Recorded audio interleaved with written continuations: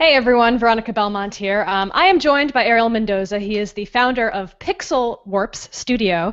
See, I got it right. I tried to say Pixel Wraps like 50 times in the past. Awesome. So we got it right. So thank you so much for joining me, Ariel. No problem. Happy to be here. So how did you become involved with the project of Dust.Evolution? Did Paulo make you a believer, or were you a fan of the board game and everything involved in that world previously? How did you get involved? Well, to be honest, I had from my previous job a long time ago, I had actually seen the comic books that they were creating and printing at the time when they first released them, and I saw it. It was cool. I'm a big comic guy myself, but I didn't know too much about the game afterwards. I've only been slightly curious about tabletop miniatures in general stuff, maybe some Dungeons and Dragons thrown in there with some other people. But finally, when I did jump into what Dust Tactics was all about, I definitely became immersed in it. I mean, between the story, what he's created, I mean, there's so many twists and turns, so many different characters involved. It's almost like a Game of Thrones in World War II, to be honest. So he's definitely made a believer out of me for sure. So what is your background in the gaming world then? I come more from the toy side and traditional gaming. For all my experience from before, for like the last 16, 17, actually going on now close to 19 years, has always been with traditional toys, traditional board games. I actually used to help design I don't know if you remember the old Tiger handheld electronics, not for Tiger, but for a different company. That I used to help design a lot of those. So I've always definitely been involved with gaming, just in different avenues, not necessarily the traditional video game space, you could say. But definitely over the course of the last year and a half or so, have made that leap into now the video game side and helping push on with all the creative there. Have you had to do a lot of research into real-time strategy games or anything similar to that? Are you playing more games now that you're involved with the project? Oh, definitely a ton. I mean, you can't develop video games without living and breathing it, I guess you could say. Of course, some people might say that whatever you live and work, you might get sick of. But with video games, it's very different. I mean, it's an art form that lets us become immersed in, and I definitely have been playing tons. I mean, considering that I own over 1,000 myself, it's definitely not something that I would ever give up easily.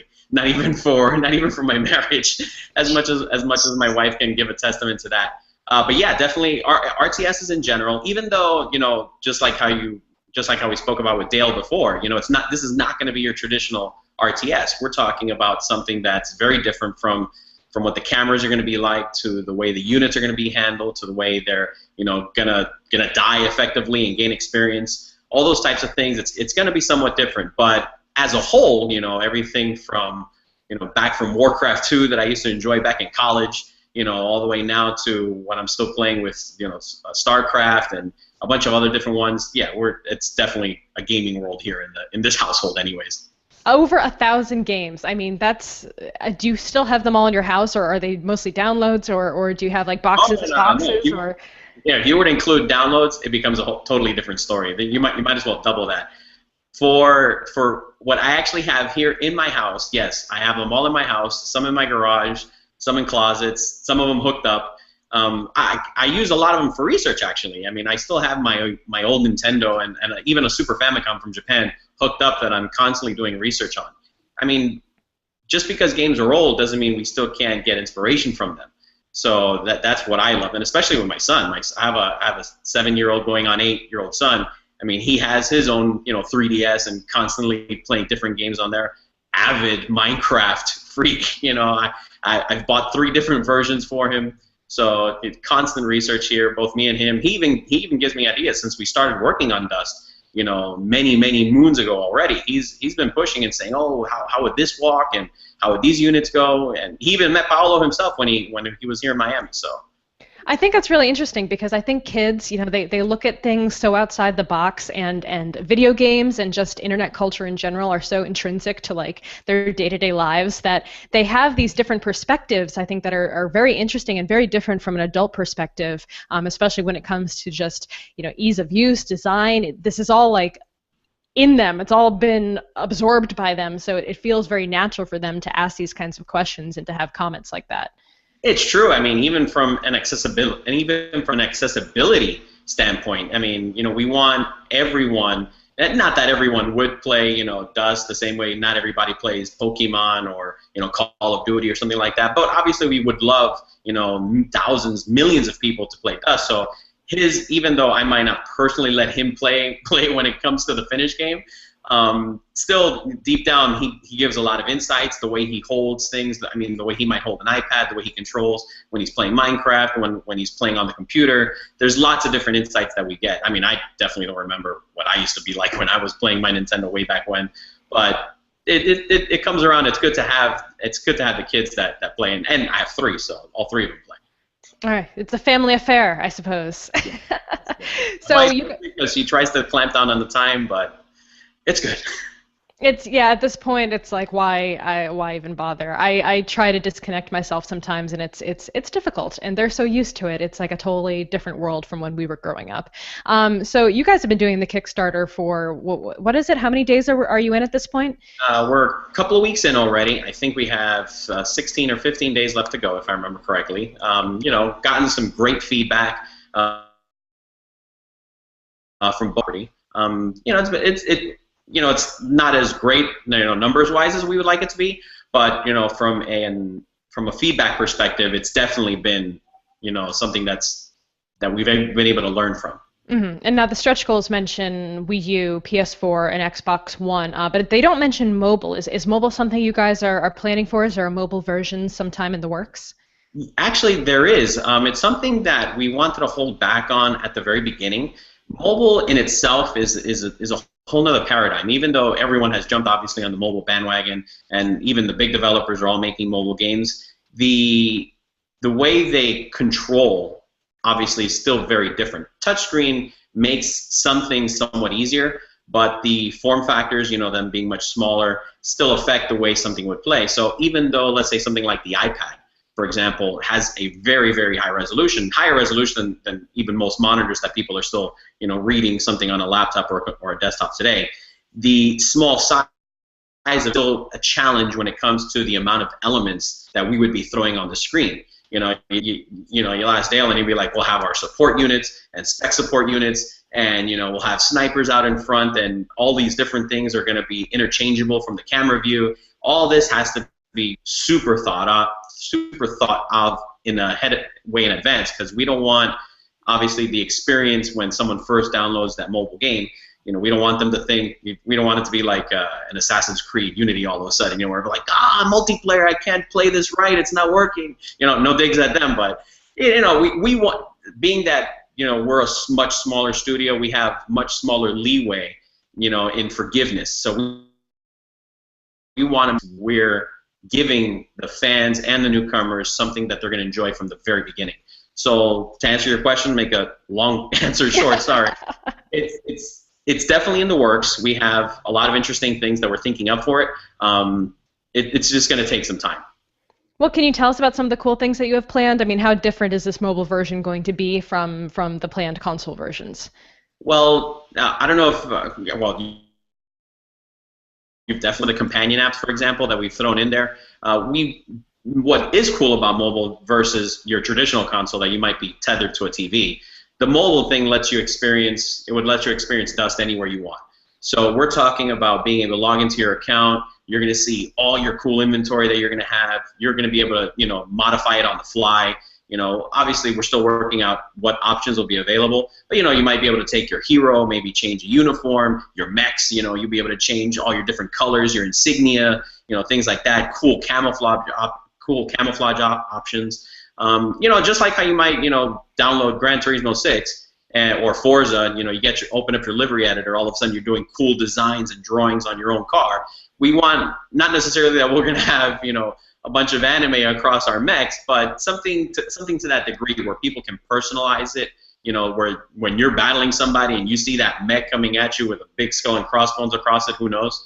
You're going to be afraid because you know who that person is. We want to bring that type of experience. I want way more customization. I want to have like a pink mech with like a big like outline of a kitty cat like on the front, because that's intimidating in like a totally different way. You're like, maybe you don't expect me to murder the crap out of you, but at the same time then I kind of come from behind and you're like, oh crap, I just got murdered by the pink kitty mech. Like that's kind of appealing, I think, to a certain demographic. It could be, yeah. See, we have to respect the female players. The female players, I know 50 of them. Hey, that's gender discrimination. There could be plenty of guys out there that want pink kitty. I think that's you have to keep it open. I don't want to be brushed with broad strokes here. No, no, no, no, not at all. No, we welcome everybody and yeah, you know what? I don't want to destroy Paulo's vision either. You know, if he wants to allow pink mechs, then that'll be a much bigger creative discussion that we would have to have. But yeah, I mean, something along those lines, we definitely want to give people those options. We would have something similar to a codex, I guess you could say, where you would be able to see all the different units that exist in the Dust universe, and it would almost be like a checklist, kind of like a Magic the Gathering, where you see every single card, but then all of a sudden, okay, I'm checking off because I got these 10 that in this squad that I want, and these 5 in this special set that I want, things like that. That we want to be able to add onto mobile. And what's cool is that you'll be able to do that from anywhere, because you can log on your iPad and do it, and who knows what. All right. Well, we covered the mobile pretty well. What about other handheld devices like the DS, which we mentioned earlier, or something like the PS Vita? Those are pretty challenging. You would think that they would be easy to work with, but the hard part there, the portable definitely works. I mean, you would be able to take Dust on the go, and our plans eventually would be to see some version of Dust on both. I mean, the 3DS alone, the operation mechanics are similar to the Wii U, for example. You would have your touch screen, and then you have your main screen where you can see all your action. Your touch screen could be similar to the Pip-Boy, like how Dale explained before, where you're constantly going between your different view angles and whatnot. The harder part with that is obviously your program size is much more limited because of the cartridge, and then we would have our other constraints, such as horsepower and whatnot. Would that deliver the great Dust experience that we want to push? Definitely, because I've seen some incredible games on the 3DS and on the Vita as well. It's just obviously something that would take a little bit more thought and work into. But we want to see Dust everywhere. We could imagine, for example, the PS Vita has the awesome touchscreen on the back. So imagine you're able to go through all your different options on the fly while you're using the joysticks on the front. There's a bunch of different things that we could do. There's some plans that we already in the works, but I got to keep that on the wraps. But it's definitely possible. Very cool.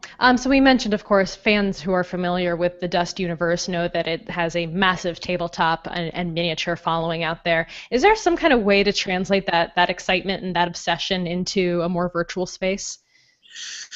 Okay.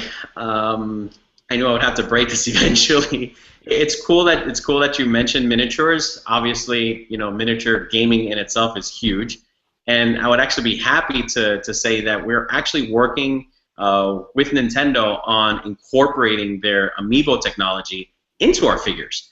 There's a lot of investigating that has to go along, how it would work. Obviously approval process and everything. We actually have come in very early. We're amongst the first. Companies that's approached them to get something going with it.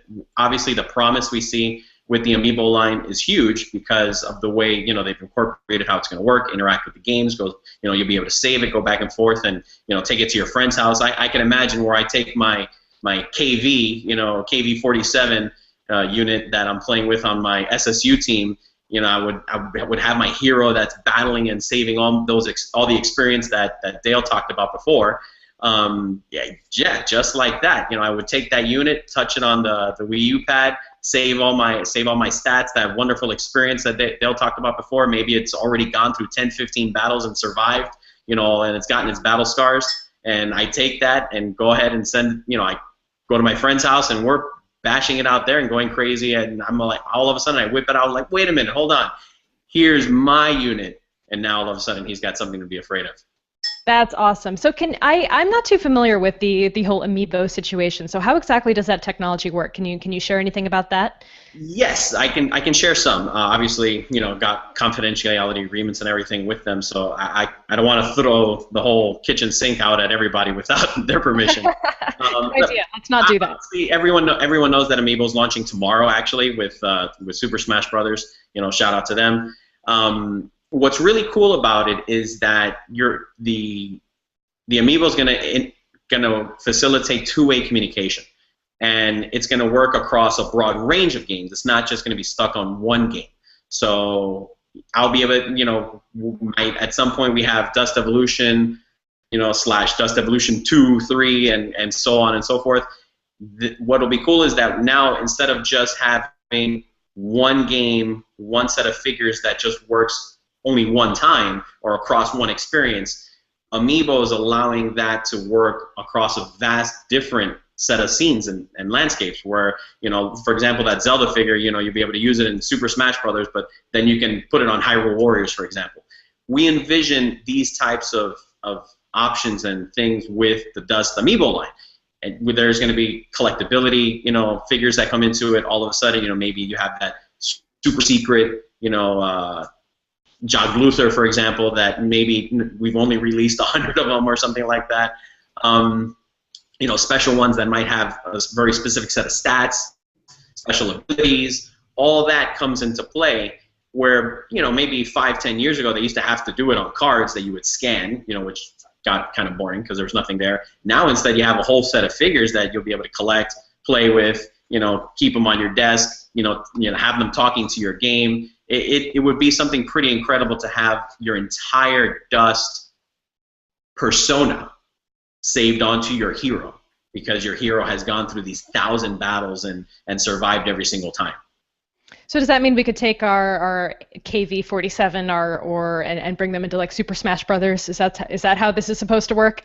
No. I wish that was the case, but no. It's not gonna interact with Nintendo's games in any way. I mean, no. Let me not even broach that subject. No, not at all. We'll just keep that in the wishful thinking category for now. It's in my dreamland somewhere. No, it would be it's self-contained within the Dust universe, but it's not contained to just one game. Okay. It gives so many more options to go past that. You'll be able to take it. We're exploring options where maybe that same figure, on some type of special portal or something, maybe it's able to talk to your friend's game on, one of the other consoles. Who knows? But that's what Amiibo allows. It lets your play options become so much more grand than just a regular NFC figure.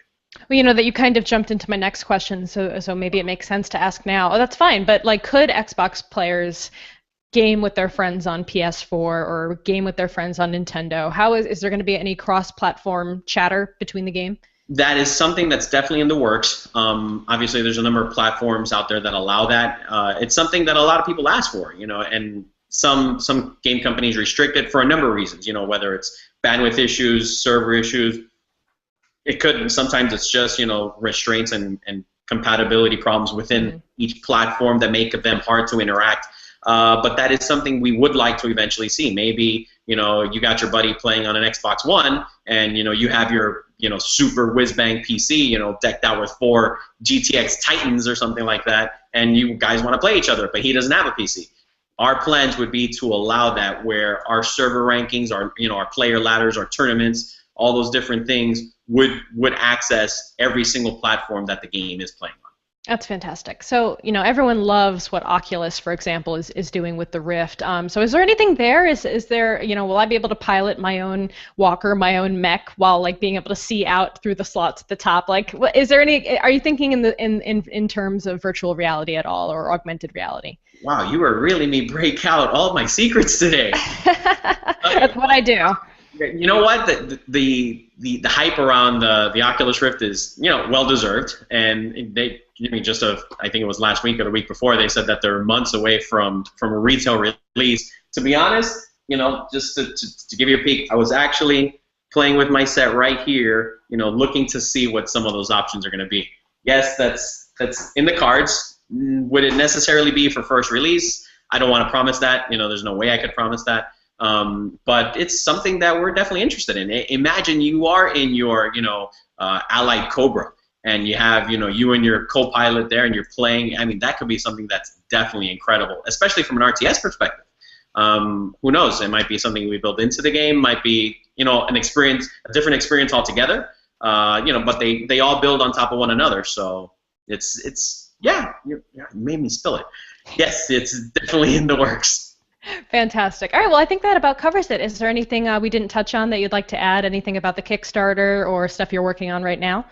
Just to hit up the Kickstarter, even if we don't make it all the way, we definitely have some other options that are coming in that are helping the game move forward. That the game is not going to be abandoned by any stretch of the imagination. It's something where we have all our hearts in. It's a pretty good team, pretty large team at this point. And it's still building, obviously, of people that are working on it. We're in pre-production right now, but we're going to keep on going and have it, something that we can get to an alpha state, and then eventually something that people will be able to play and see. So, I mean, even if the Kickstarter doesn't go, I want to definitely say for everyone to support it, pledge it, give us their comments, give us their feedbacks, things that we want to see, and obviously with some of these other things that we're working with, where, we're working with Nintendo with the Amiibos, that's going to be something that's eventually going to come along. More options of people to play with. We want to make all these platforms, all these different things a reality. And without, getting some foot in the door here, at least with the Kickstarter starting, it'll be much harder. It'll come along, but we definitely want everyone to join in and help us out. All right. Well, fantastic. Thank you so much for joining me for this Hangout. No problem. Anytime. Just follow us on the Kickstarter. You can follow us on the Twitter feeds and everything, Facebook page, and just tell us what you want to say. Tell us where you want to see Dust show up, and it'll definitely be there. Yeah, it's still early enough that you guys, if you have any questions or comments, you can integrate it into the game at this point. It is still totally possible. It's not like you're so far along in development that that's out of the question. No, yeah, definitely. That's the cool thing. Just like how, I keep on dropping back to the Amiibo thing. Just is so awesome. We want to see that figure being able to play. That a lot of the APIs and everything that we're developing, it still is early enough that if there's a specific option that we can help cater to. Not necessarily, be able to build in all of a sudden, but all these different things. Obviously, we can't build a golden castle, from the get-go. But these are things that'll be cool if with the players and the gamers and the fans are telling us, hey, we want to see this. We would try to accommodate them while still staying true to Paolo's vision of Dust and to the vision that we're putting in for the game. I want to see it on ColecoVision. Can we make that happen? Yeah. No, is that out of date? Too much? All right. Well, anyway. it might end up looking like the ET in the Atari, one of those landfill cartridges that they just dug up. It's gonna look just like that. All right. Yeah, awesome. You can follow Dust.Evolution on Twitter at Dust.Evolution, and of course I'll put a link to the Kickstarter in the show notes here on YouTube and Google+. Thank you guys so much for watching. We'll see you next time. Thank you.